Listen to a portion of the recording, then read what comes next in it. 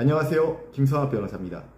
저는 제주 임대차 변호사로서 수많은 임대차 사건의 변론을 성공적으로 수행해왔으며 현재 다수의 임대차 사건을 수임하여 변론하고 있습니다. 상가 임대차 관계에서는 임차인이 계약 종료 이후에도 건물을 반환하지 않거나 차임을 장기간 지급하지 않고 점유를 지속하는 경우가 종종 발생합니다.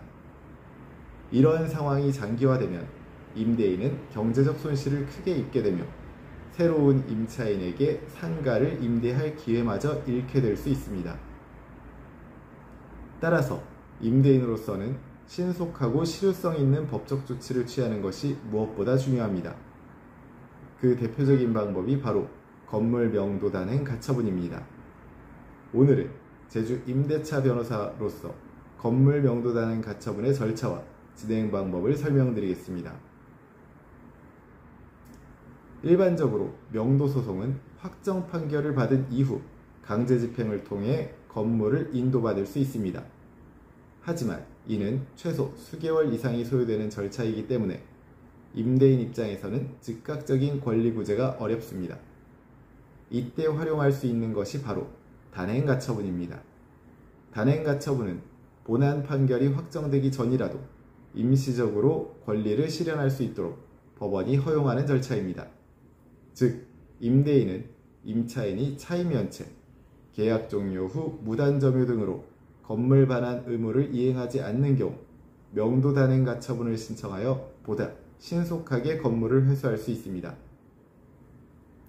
건물 명도 단행 가처분을 신청하기 위해서는 법적으로 다음과 같은 요건을 충족해야 합니다. 우선 임대인이 본안소송 판결을 기다릴 경우 권리 행사가 현저히 곤란하거나 불가능할 위험이 있어야 합니다.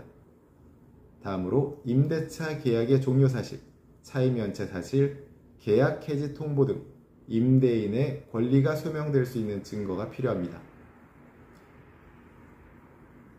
임차인의 무단 점유로 인해 임대인이 입는 손해가 크고 지체할 경우 회복하기 어려운 손해가 발생했다는 점 또한 입증되어야 합니다.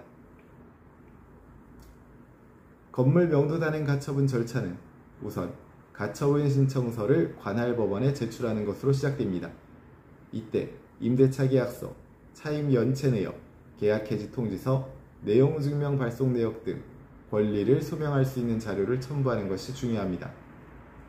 다음으로 법원은 제출된 자료를 검토한 후 필요시 신문기일을 지정하여 당사자의 주장을 듣습니다.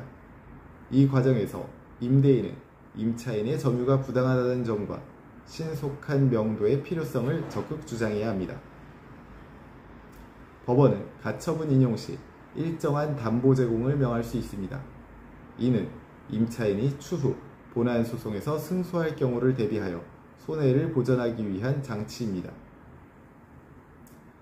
법원의 명도 단행 가처분이 인용되면 임대인은 이를 집행관을 통해 강제로 실행할 수 있습니다.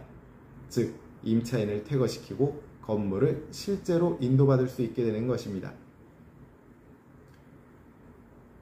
상가 임대차 분쟁은 임대인의 경제적 손실뿐만 아니라 영업기회 상실까지 이어질 수 있는 중대한 문제입니다.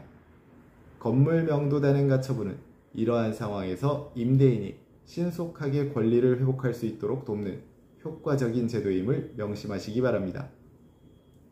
현재 건물 명도 단행 가처분 진행에 대한 법률적 도움이 필요하시다면 언제든지 제주 임대차 변호사 김성학 법률사무소를 찾아주시면 신속, 정확한 해법을 제시해드리겠습니다.